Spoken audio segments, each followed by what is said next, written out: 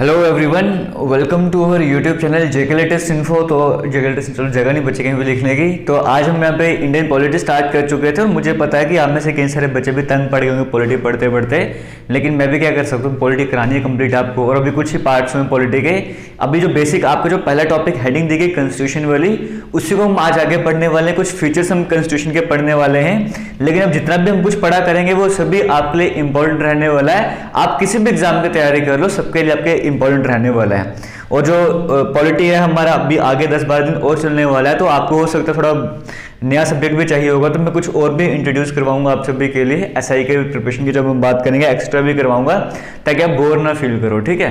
तो लेकिन जितना पढ़ा रहा हूँ उसको अच्छे से कवर करते जाओ। वीडियोस में रिस्पॉन्स कम आ रहा है, वीडियोस को शेयर करते जाओ ताकि मुझे भी मजा आए पढ़ाने में, समझ गए हो। स्टार्ट करते हैं आज की इस वीडियो को। यहाँ पे फीचर्स पढ़ेंगे हमारे इंडियन कॉन्स्टिट्यूशन के। तो यहाँ पर मैं कुछ चुन चुन के बातें आपके सामने लेकर आया हूँ जो कि आपके लिए जरूरी बन जाती हैं। पूरी की पूरी किताब जो थी उसमें इतने सारे पेजेस थे, वो सब यहाँ पे ऐड नहीं कर रहा हूँ मैं। यहाँ पे हमारे इंडियन कॉन्स्टिट्यूशन की बात करेंगे। आपको पता है कि रिटन कॉन्स्टिट्यूशन तो है हमारा, अब उस पहले उसके बारे में तो पढ़ा कितना वो सिरदर्दी लगी थी वहाँ पे बनाने में, कॉन्स्टिट्यूशन को बनाने में। रिटन कॉन्स्टिट्यूशन तो है हमारा, लेकिन बहुत लेंथी भी है, बहुत बड़ा भी है ना। क्योंकि आपको पता हो कई सारे कंट्रीज हैं, उनके कॉन्स्टिट्यूशन में कितने आर्टिकल हैं, किसी में 7, किसी में 10, किसी में 15, किसी में 20, किसी में 40, खत्म कहानी पूरे संविधान की। और हम कितने लेके बैठे हुए हैं, 470 आर्टिकल लेके बैठे हुए हैं। लगाओ हिसाब, तो कितना लेंथी कॉन्स्टिट्यूशन हो सकता है। हमारा सबसे बड़ा कॉन्स्टिट्यूशन संविधान हमारा इंडिया का ही है। और अगर हम बात करेंगे, हमने कहा हमारा रिटन कॉन्स्टिट्यूशन है। मैंने यहाँ पे क्यों बोला कि रिटन कॉन्स्टिट्यूशन है, क्योंकि कुछ ऐसे कंट्रीज की बात कर लो वहां पे रिटन नहीं है, वहां पे अनरिटन, मतलब वहां पे संविधान लिखा नहीं गया है। अब इसका मतलब कई बार आपके एग्जाम में डायरेक्टली क्वेश्चन पूछ लेता है कि कौन सी इनमें से कौन सी कंट्री ऐसा है जिसका संविधान जो है वो लिखा हुआ नहीं है, अनरिटन है, रिटन नहीं है, वो कौन सी कंट्री है। ऑप्शन होगा वो एक सेलेक्ट करना पड़ेगा। मैं आपको जैसे बता देता हूँ, ब्रिटेन है, केवल ब्रिटेन की जगह यूके लिखा होगा, एक ही बात है, इनका संविधान रिटन कॉन्स्टिट्यूशन नहीं है। न्यूजीलैंड की बात कर लो, इजराइल हो गया, सऊदी अरेबिया हो गया, इस तरह से नेशन से ना इनका संविधान रिटन में नहीं है। अब रिटन में नहीं है इसका मतलब ठीक है, हाँ आपके एग्जाम में क्वेश्चन आएगा तो वहां से आपका आंसर बन गया ये है, लेकिन इसके पीछे की कहानी भी थोड़ी पता होनी चाहिए।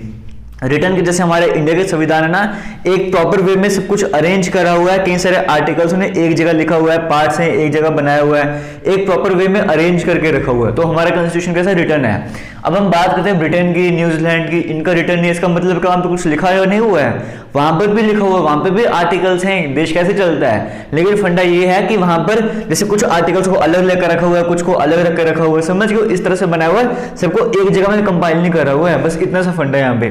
तो हम कहते हैं हमारा रिटर्न है, उनका रिटर्न नहीं है। बाकी लिखा उनका भी हुआ है, बट एक प्रॉपर वे में अरेंज नहीं किया हुआ, हम बाकी को प्रॉपर वे में अरेंज करा हुआ, समझ गए। तो एग्जाम में क्वेश्चन आएगा कि किसका रिटर्न कॉन्स्टिट्यूशन नहीं है, तो आपको मैंने बता दें इनमें से जो भी ऑप्शन में होगा वो टिक मार देना। आगे चलते हैं, यहाँ पर हम बात करते हैं, जब हमारे इंडिया की बात करते हैं, लास्ट लेक्चर में हमने पढ़ा था, हालांकि इसकी थोड़ी क्वालिटी खराब हो गई थी, मैंने आपको स्टार्टिंग में बोलते थे क्वालिटी खराब हो जाएगी, नोट्स आपको टेलीग्राम पे मिल जाते हैं, टेंशन नहीं लेनी होती है। इंडिया की बात करते हैं, 1949 की बात करते हैं, जब कॉन्स्टिट्यूशन पहली बार हमने वो करा था, उस टाइम पे बात करेंगे। हमारे संविधान में प्रेम्बल था, 395 आर्टिकल्स थे, 22 पार्ट में डिवाइड थे। जो इतने सारे आर्टिकल्स हैं उनको पार्ट बाय पार्ट डिवाइड करा हुआ था, तो 22 पार्ट में उनको डिवाइड करा हुआ था, 8 शेड्यूल थे। अभी प्रेजेंट की बात करेंगे, 470 के करीब, 470 के करीब आर्टिकल हैं, 25 पार्ट हैं, 12 शेड्यूल हैं, और 104 पर अभी तक अमेंडमेंट भी करा गया। अमेंडमेंट मतलब जो संविधान हमारा बना था ना, उसमें कभी कोई चीज हम ऐड कर लेते हैं, कभी कोई चीज वहां से माइनस कर लेते हैं, ये हो गया अमेंडमेंट वगैरह, चेंजेस लाते हैं ना संविधान में, कभी कभी वो अमेंडमेंट के थ्रू लाते हैं। तो 104 पर अभी तक हमारे संविधान को अमेंडमेंट भी हमने कर लिया हुआ है। इतना फंडा बेसिक आपको समझ आ रहा होगा। आगे चलते हैं, ये बड़ा इंपॉर्टेंट टॉपिक है कि हमारा जो संविधान बना था इसके फीचर है कि बॉरोड फीचर्स भी है इसके। मतलब हमने आपको ऑलरेडी बताया कि जब हमारा संविधान बन रहा था, 60 कंट्रीज के कॉन्स्टिट्यूशन को देखा गया था, उसके बाद हमारा संविधान बनाया गया था ना। तो बॉरोड फीचर्स कुछ इंपॉर्टेंट टर्म्स हम पढ़ेंगे जो हमने दूसरे देशों के संविधान से लिए हैं। उनको स्टडी करने के बाद हमने वहां से इनको सभी को अपने संविधान में ऐड करा था। ऑब्वियसली बात है, हमारा संविधान इतना बड़ा है, इतने प्रॉपर वे में अरेंज करा हुआ है, तो सबकी हेल्प रही होगी ना, सबको स्टडी करा हुआ, एनालाइज करा हुआ, फिर अपने संविधान बनाया होगा। तो हमने वो कर रहा था। हम बात कर लेते हैं बॉरोड फीचर्स की, हमने किस किस से क्या क्या लिया वो बातें डिस्कस कर लेते हैं।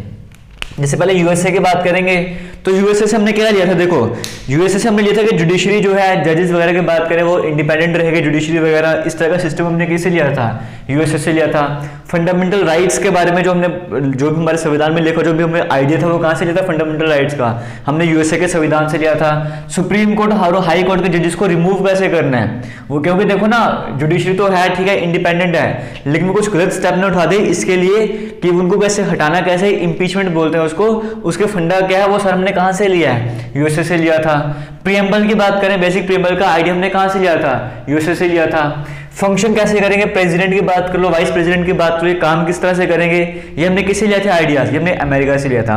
अब कैसे याद रख सकते हो, देखो यहाँ पर हम बात करते हैं, पता नहीं क्या हो रहा है, टांग में दर्द हो रहा है, पढ़ा रहा हूँ हाथ से, तो हम बात करते हैं यहाँ पे यूएसए की बात करते हैं। तो यूएसए से हमने जुडिशरी ली थी, ठीक है, जुडिशरी मतलब आपको बताया ना। अब देखो कैसे याद रख सकते हो, यूएसए क्या एक स्ट्रॉन्ग नेशन है ना, ताकतवर है, तो ताकतवर देश तब होता है जब उसकी जुडिशरी स्ट्रांग होगी, कानून वगैरह स्ट्रांग होगी, कानून का रखवाला स्ट्रांग होगा ना, तभी स्ट्रांग होगी। तो मान के चलो कि जुडिशरी का सिस्टम हम किससे लेना चाहिए हमको, यूएसए से, क्योंकि यूएसए स्ट्रांग है, उसकी जुडिशरी स्ट्रांग होगी तभी यूएसए स्ट्रांग रहा होगा।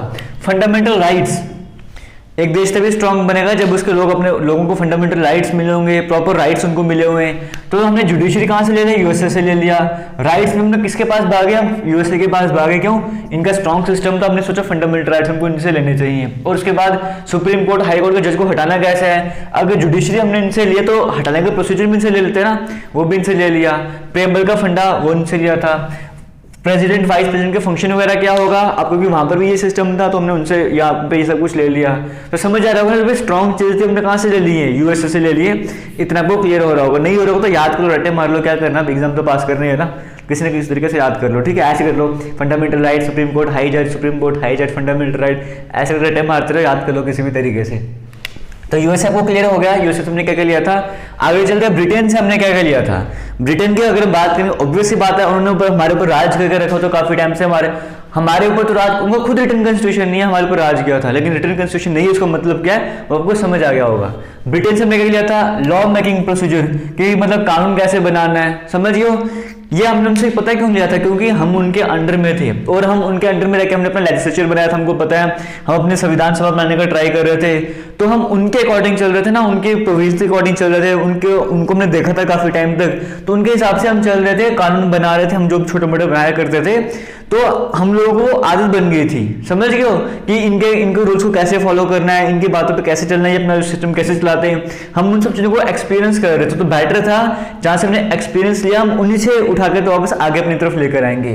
तो लॉ मेकिंग, कानून कैसे बनाना है, ऑब्वियस सी बात है, हम ब्रिटेन से सीखा था, तो हमने आगे संविधान में भी इन्हीं से, जो हमारे सिस्टम है लॉ मेकिंग का, वो इन्हीं से लिया था।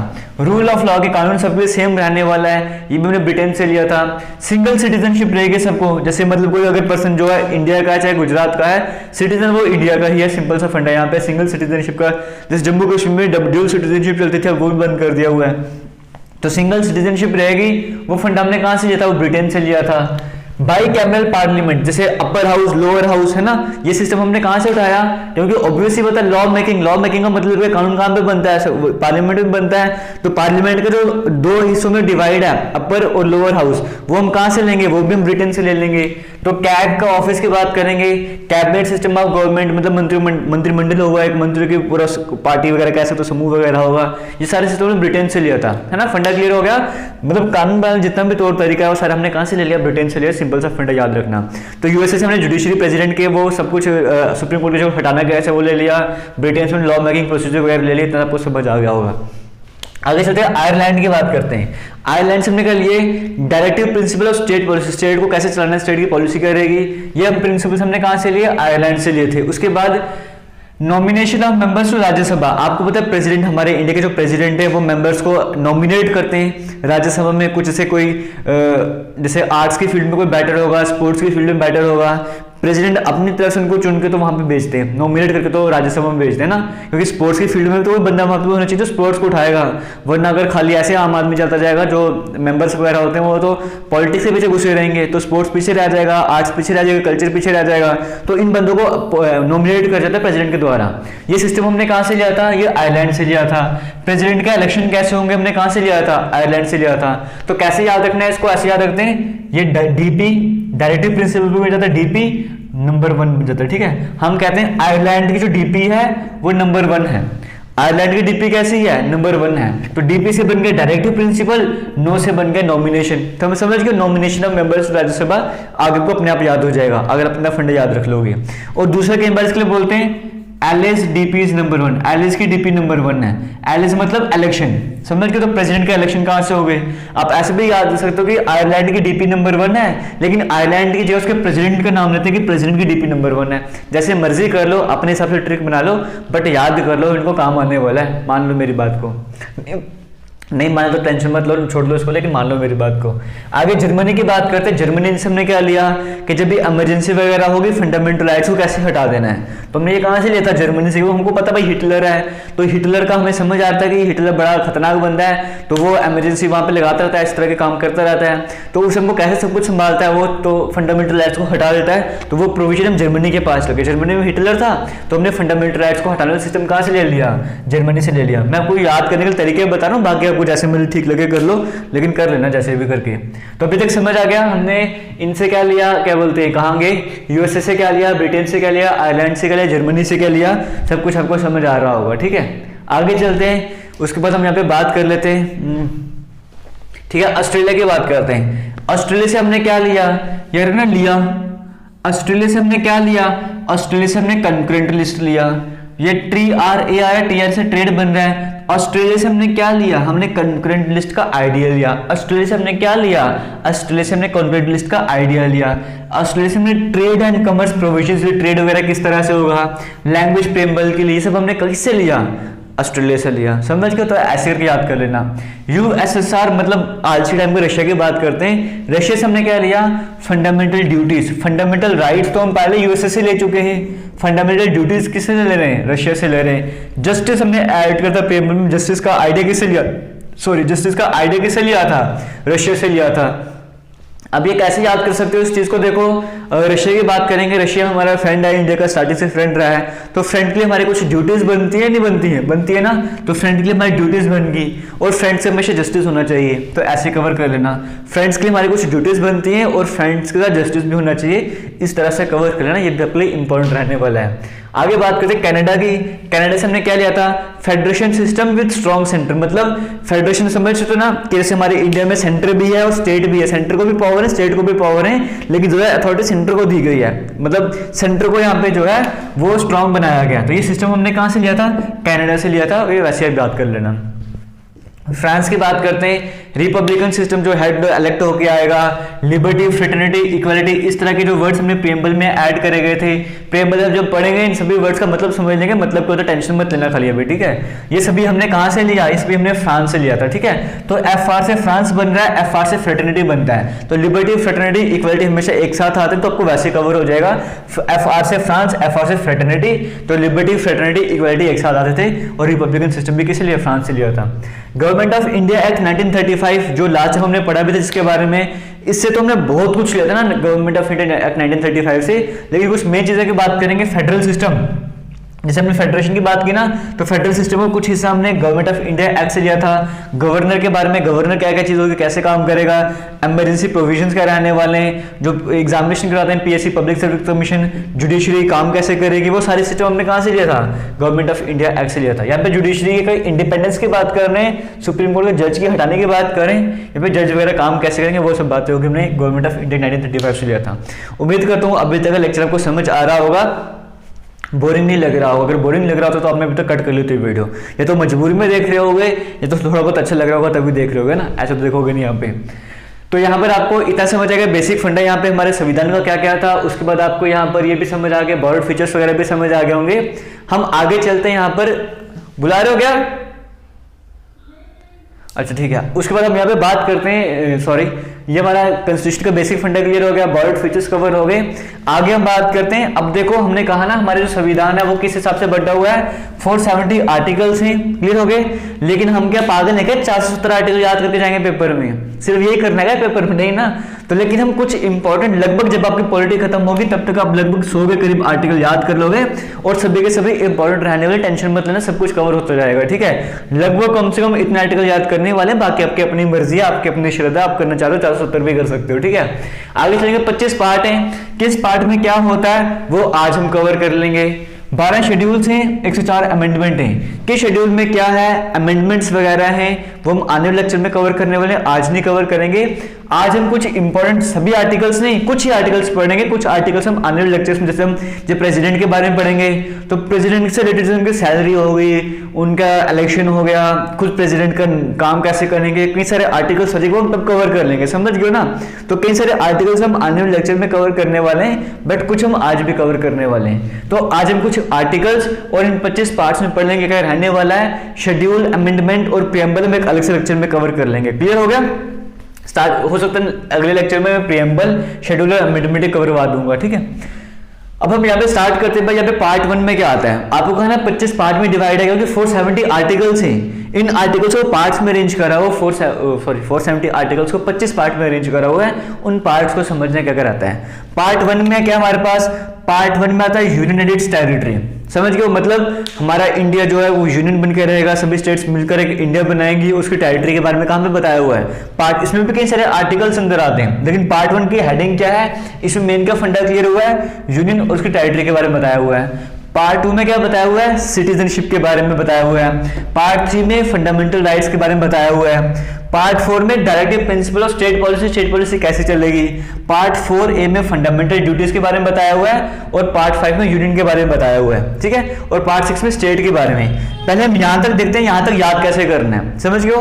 पार्ट 1 से लेकर पार्ट 7 तक याद कैसे करना है, पहले हम वो कवर कर लेते हैं। पार्ट 1 में आपको बताया यूनियन एडिट्स टेरिटरी, जब इंडिया की बात करेंगे तो सबसे पहले हम यूनियन की बात करेंगे ना, पूरे इंडिया की, तो पार्ट 1 में क्या आ गया, पूरा यूनियन आ गया, क्योंकि जब इंडिया की बात करेंगे तो सबसे पहले पूरे इंडिया की तो बात करेंगे, यूनियन की बात करेंगे, तो पार्ट 1 में हमारे पास क्या आ गया, यूनियन आ गया। पार्ट 2 में क्या है, अब देखो इंडिया का अपने यूनियन तो बना दिया, पूरा इंडिया बना दिया, लेकिन जो उसमें लोग रह रहे हैं, दूसरा स्टेप क्या है, उनको सिटीजनशिप दो। तुमने इंडिया तो बना दिया, लेकिन इंडिया में जो लोग रह रहे हैं उनको सिटीजन भी तो बनाओ, सिटीजनशिप दो उनको, ये ट्रिक बता रहा हूँ याद करने की, ठीक है। तो पार्ट 2 में क्या गया, सिटीजनशिप आ गया, ठीक है। अब तुमने इंडिया बना दिया, यूनियन बना दिया, उसमें लोगों को सिटीजनशिप दे दिया है, अब उन बेचारों को राइट्स भी तो दे दो कुछ, वो भी तो जरूरी है। तो पार्ट 3 में क्या कर दिया, फंडामेंटल राइट्स प्रोवाइड कर दिए। समझ को रिलेट करते जाओ, आंखें बंद करो नहीं, आंखें खोल के रखो, सुनते जाओ। पार्ट 1 में क्या कर दिया हमने एक यूनियन बना दिया, यूनियन बन गया। पार्ट 2 में वहां पे सिटीजन बसा दिए, सिटीजनशिप दे दी। पार्ट 3 में उनको फंडामेंटल राइट्स भी दे दिए, उनके राइट्स दे दिए। पार्ट 4 में हम कहां पे आ गए, directive principle of state policy, मतलब अब देखो यूनियन बना दिया, सब कुछ कवर हो गया, ओके हो गया। अब यूनियन में किसी स्टेट्स हैं, स्टेट्स को भी चलाना है ना, अब उनके प्रिंसिपल्स बना दो, तो directive principle of state policy part 4 में आ गए। अब उसके बाद क्या हुआ था, हमने कहा कि ठीक है स्टेट बना दी, फिर से यूनियन की तरफ चलते हैं, तो पार्ट 5 में फिर से यूनियन की तरफ आ गए थे, लेकिन याद आया कि हमने पार्ट 1 में यूटी की बात कर ली, यूनियन टेरिटरी की बात कर ली, पार्ट 2 में उनको सिटीजनशिप भी दे दी है, फंडामेंटल राइट्स भी प्रोवाइड कर दी। जब हमने स्टेट्स की बात करी, फंडामेंटल ड्यूटीज तो हम भूल ही गए थे, राइट्स तो दे दिए, लेकिन खाली उनको कुछ ड्यूटीज भी तो देनी है, तभी तो देश बनेगा, ऐसे काम चलने नहीं वाला है। तो पार्ट 4 जब हम स्टेट के बारे में लिख रहे थे, तब हमको याद आया भाई इनको ड्यूटीज भी देनी चाहिए, तो पार्ट 4A, 5 नहीं, पार्ट 4 के बाद पार्ट 4A आता है, इसमें फंडामेंटल ड्यूटीज के बारे में बताया गया है। क्लियर हो गया। फिर पार्ट 5 की बात करते हैं। अब फंडामेंटल राइट्स क्या है, फंडामेंटल ड्यूटीज क्या है, इन पे अलग से चैप्टर पढ़ेंगे, ठीक है। पार्ट 5 की बात करते हैं, इसमें क्या है, यूनियन के बारे में, समझ गए। पार्ट 5 में फिर से क्या यूनियन के बारे में आ गया, पार्ट 6 में स्टेट्स के बारे में आ गया। फिर से क्लियर करते हैं कैसे कैसे हमने याद करा। पहले हमने बोला यूनियन बना दिया, पार्ट 1 में यूनियन बना दिया। सेकंड पार्ट में क्या करा, सिटीजन बना दिया, सिटीजनशिप दे दी।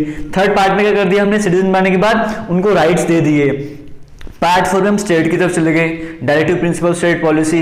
फिर पार्ट 4 को हमें याद आया भाई राइट्स तो दे दिए थे, ड्यूटीज तुमको बोले नहीं, तो पार्ट 4 में फंडामेंटल ड्यूटीज बना दी। क्लियर हो गया। पार्ट 5 में हम फिर यूनियन की तरफ चले गए, पार्ट 6 में हम स्टेट्स की तरफ आ गए। समझ गए। तो ये जो यूनियन है ना, इसमें प्रेसिडेंट, पार्लियामेंट, ये सब कुछ हम पढ़ेंगे इनके बारे में, और स्टेट्स में से गवर्नर हो गया, सीएम वगैरह, इनके बारे में पढ़ेंगे। ये भी हम अलग से पढ़ने वाले, टेंशन मत लेना, भी खाली आपको नाम बता रहा हूँ।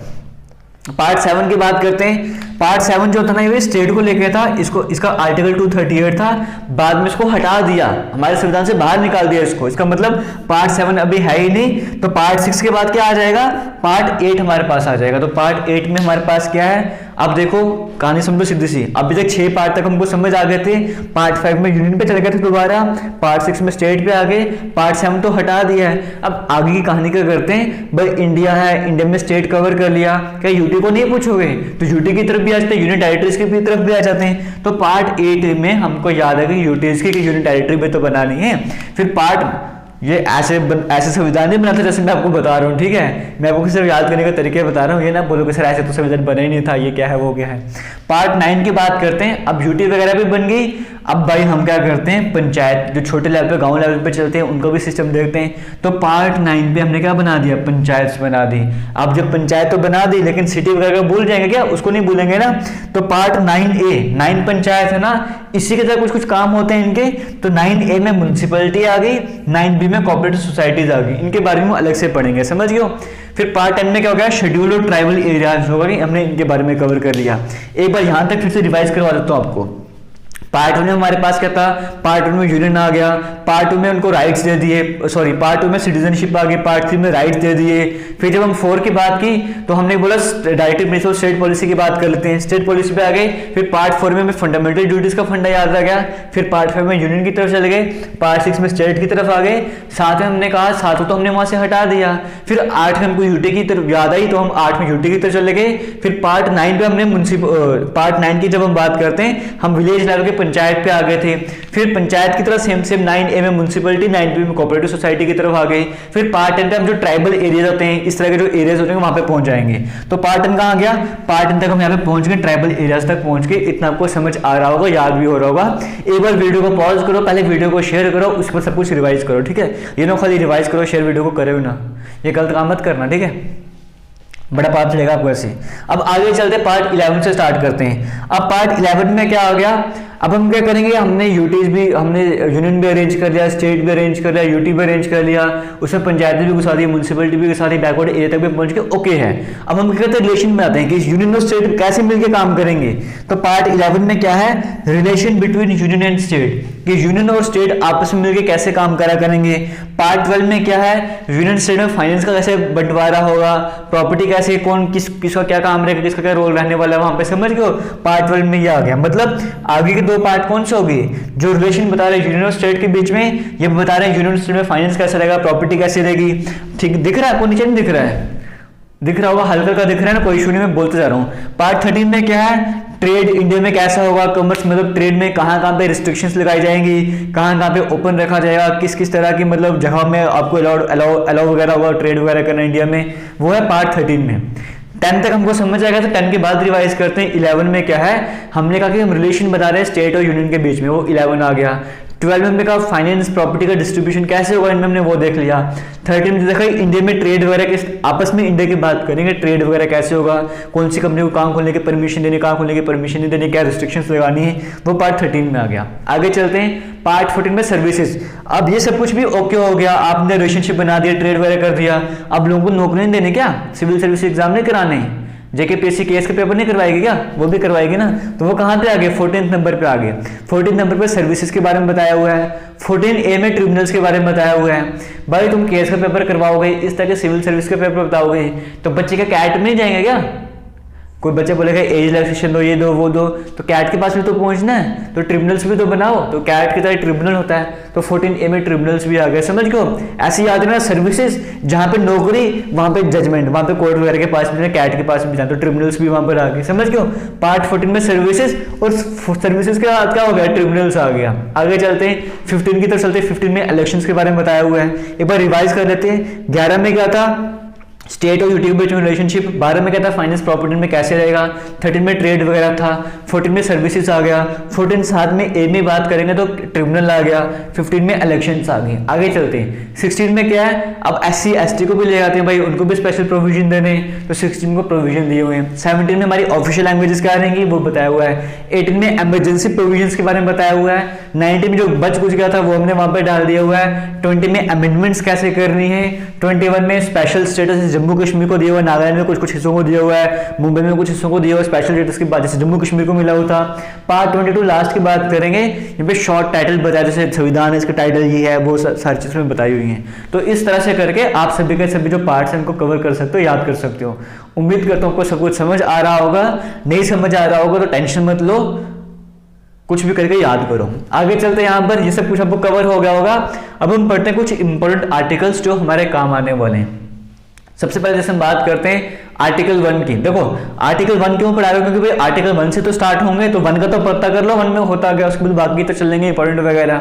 तो आर्टिकल 1 की बात करते हैं, इसमें क्या है, नाम, जैसे भारत क्या है, उसकी यूनियन टेरिटरी के बारे में बताया हुआ है, बाउंड्रीज वगैरह, वो सब कुछ पार्ट 1 में आ गया, ठीक है। पार्ट 2 में क्या है, आर्टिकल की बात करूं, आर्टिकल 2 में क्या है, एडमिशन ऑफ न्यू स्टेट्स, नए स्टेट्स की एडमिशन कैसे करवानी है, वो सब कुछ पार्ट आर्टिकल 2 में है।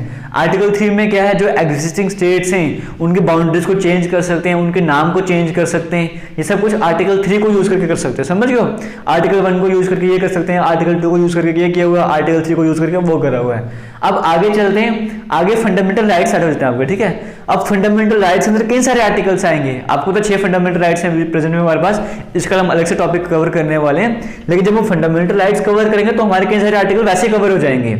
अभी कुछ आर्टिकल स्टार्टिंग में इंपॉर्टेंट है, वो मैं अभी डिस्कस करवा रहा हूँ आपको, आगे फिर से एक बार पढ़ेंगे। फंडामेंटल राइट्स की बात करें, इसका आर्टिकल नंबर 14 से लेके 18 तक आता है, समझ गए हो। अब आर्टिकल 14 से लेके 18 तक आता है। आर्टिकल 14 कौन सा वाला है, लॉ को लेकर है, मतलब सभी कानून की नजर में सेम ऐसे करके। तो 15 कौन सा आता है, डिस्क्रिमिनेशन नहीं करेंगे भाई किसी से, धर्म जाति के नाम पर किसी से डिस्क्रिमिनेशन नहीं करेंगे। 16 क्या है, सभी को एम्प्लॉयमेंट की इक्वल अपॉर्चुनिटी मिलेगी। 17 में क्या है, अनटचेबिलिटी, छुआछूत को खत्म करना है। 18 में क्या है, टाइटल्स को एबॉलिश करना है, मतलब जैसे डॉक्टर है, डॉक्टरों में चार्टर्ड अकाउंटेंट हूँ, इंजीनियर हूँ, ठीक है, ओके है, लगा सकता हूँ, लेकिन इसको एबॉलिश, मैं अपने पैन कार्ड में इंजीनियर नहीं लगा सकता हूँ या डॉक्टर नहीं लगा सकता हूँ, आधार कार्ड में डॉक्टर आशीष नहीं लगा सकता हूँ, ऐसा कुछ नहीं कर सकता हूँ। और ना ही कोई फॉरेनर कोई है या फॉरेन कोई कंपनी है वो मुझे कोई टाइटल दे सकती है, इस तरह के काम में मना करेंगे, टाइटल्स एबॉलिशन टाइटल में मना करे हुआ है। इसके बारे में अलग से पढ़ेंगे भी, फंडामेंटल राइट्स के बारे में भी शॉर्ट में समझा रहा हूँ। तो आर्टिकल 14 से लेके 18 तक जो है वो सिर्फ फंडामेंटल राइट्स के अंदर आते हैं, समझ गए। तो कैसे याद रखोगे 14 से लेकर 18 तक, 14, 15, 16, 17, 18, देखो लॉ यहाँ पर आ रहा है, ये कवर कर लो। डिस्क्रिमिनेशन में डी आ रहा है, अपॉर्चुनिटी में ओ आ रहा है, अनटचेबिलिटी में यू आ रहा है और टाइटल्स में टी आ रहा है। तो क्या बन गया, DOUT, डाउट। हालांकि स्पेलिंग ये नहीं होती बट डाउट बना सकते हो ना। तो लॉ, कानून क्या करता है, कानून जो है वो डाउट सारे दूर कर देता है। कानून क्या करता है, सभी के सभी डाउट्स दूर कर लेता है। तो लॉ, कानून कहाँ पे, आर्टिकल 14 में। डी से डिस्क्रिमिनेशन था, डिस्क्रिमिनेशन नहीं करनी है। ओ से अपॉर्चुनिटी था, यू से अनटचेबिलिटी था, टी से टाइटल्स था। जैसे एग्जाम में आएगा क्वेश्चन सामने आपको याद हो जाएगा, समझ गए फंडा क्या था। अगर मजा आ रहा है, पढ़ने में आ रहा है तो वीडियो को जरूर शेयर करना। और बाकी प्लेलिस्ट वैसे बनी हुई है, वहाँ पे जाकर वीडियो को देख सकते हो। और एक वैसे एंटरटेनमेंट फनी वीडियोस के नाम से प्लेलिस्ट है, वहाँ पे जाके भी कभी कोई नजर मार लिया करो क्या है वहाँ पे जाके, ठीक है। खाली पढ़ा मत करो 24 घंटे, वैसे मुझे पता है पढ़ते 24 घंटे हो भी नहीं। आगे चलते हैं, यहाँ पे डाउट की बात कर लेते हैं। वो मैं इसलिए बोल रहा हूँ क्योंकि मुझे फायदा हुआ ना इसका, इसलिए बोल रहा हूँ। तो यहाँ पे डाउट की बात करते हैं, समझ गए। लॉ जो सर डाउट खत्म होते हैं, तो 14 में आगे लॉ, डी से आगे डिस्क्रिमिनेशन 15, ये 16, 17, 18। अब याद कर लेना, अगर अब याद नहीं हुआ ना तो मुक्के मारो खींच के जितने मार्क्स होते अपने आप को। आंखें बंद करो, आंखें खोलो, नहीं हाँ आंखें खोलो, कान नहीं, क्या करेंगे, आंखें खोलो, आंखें खोल के रखो और याद करो सब कुछ दिमाग में, ठीक है। रिमाइंड करते रहो अपने आप को, वीडियो को पॉज करके कि आर्टिकल 14 से लेकर 18 तक कैसे कैसे कवर करना था, वो सब कुछ याद करते रहो। ये कवर हो गए। इसके बाद और भी फंडामेंटल राइट्स के बाद ना कई सारे इसके 6 पार्ट्स हैं, हम वो भी कवर नहीं करें, वो कवर करेंगे, फिर कई सारे आर्टिकल्स और कवर हो जाएंगे। अब हम जंप करना स्टार्ट करेंगे, ठीक है। आर्टिकल 19 क्या है, फ्रीडम ऑफ स्पीच, एक्सप्रेशन। आप बोल सकते हो, एक्सप्रेस कर सकते हो कुछ भी वगैरह, जैसे अब भी नीचे कमेंट सेक्शन में कुछ भी कमेंट कर सकते हो। मैं जेल थोड़ी करवा दूंगा आपको, नहीं करवाऊंगा ना, आप कर सकते हो। कुछ लोग उल्टे सीधे करेंगे, कुछ लोग सही तरीके से करेंगे। जैसे कुछ लोग बोलते हैं कि ये हो गया वो हो गया, तो छोड़ो वो बातें क्या करनी, लेकिन कमेंट सेक्शन में कुछ भी कर देंगे, मैं कुछ बोल नहीं सकता वहाँ पे ना, आपको राइट है। लेकिन ये बात याद रखनी कि फ्रीडम ऑफ स्पीच या फ्रीडम ऑफ एक्सप्रेशन का मतलब ये नहीं है, मीडिया इसको बड़ा यूज करता है फ्रीडम ऑफ स्पीच को, फ्रीडम ऑफ एक्सप्रेशन को, आपने देखे होंगे यहाँ पे। इसका मतलब ये नहीं होता कि आप दूसरों की आजादी को छीन लोगे, समझ गए हो। फ्रीडम ऑफ स्पीच का मतलब है आपको बोलने की आजादी है, कुछ भी बोलने की आज़ादी है, लेकिन एक लिमिट में रह के, समझ गए। जिसे आप दूसरों के राइट्स को वॉयलेट ना करो। अपने राइट्स तो राइट्स हैं, दूसरों के राइट्स नहीं है। वो डायलॉग नहीं सुना, वो साडा कुत्ता कुत्ता ਤੁਹਾਡਾ कुत्ता टॉमी, पंजाबी फिल्म में डायलॉग, आपने उम्मीद करो वीडियो देखी, मूवी देखी होगी वो बोली, तो वहाँ पे डायलॉग है ना कि मतलब हमारे राइट्स तो दूसरे के राइट नहीं है। तो वो उस बात को याद रखना कि फ्रीडम ऑफ स्पीच जो भी आर्टिकल यूज हम बात करें ना, वहाँ पे लिमिटेशंस लगी होती है। जैसे ऑफर मिलते हैं ना आपको, दिवाली ऑफर, ये ऑफर, वहाँ पे छोटा सा ऐसे मार्क सा लगा होता है, उसमें टर्म्स एंड कंडीशंस लिखी होती हैं। वैसे ही आर्टिकल की टर्म्स एंड कंडीशंस लगती हैं। इतना पढ़ के तो ये नहीं कि फ्रीडम ऑफ स्पीच है तो मैं आर्टिकल 19 को यूज करके कुछ भी बोलता रहूंगा, समझ लो। आगे चलते हैं, आर्टिकल 21A की बात करते हैं, राइट टू एजुकेशन है। 24 की बात करते हैं तो बच्चे वगैरह फैक्ट्री में काम नहीं करेंगे भाई, उसको मना है। चाइल्ड लेबर की बात करेंगे, वो आर्टिकल कौन सा है, आर्टिकल 24 है।